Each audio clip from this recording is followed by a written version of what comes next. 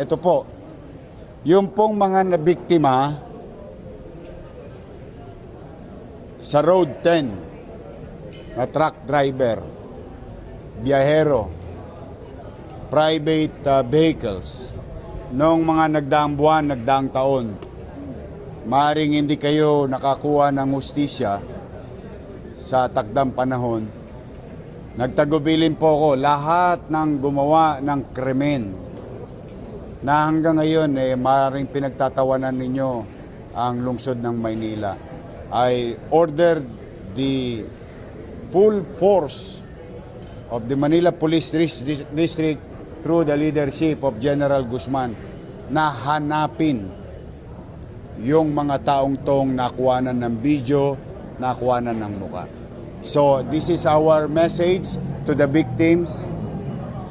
Maaaring hindi kayo kagad nakatikim ng hustisya, pero sa maliit naming kaparanan bilang lungsod ng Maynila at Manila Police District and the City Council through the leadership of Vice Mayor Chi, hahanapin po sila namin ngayon.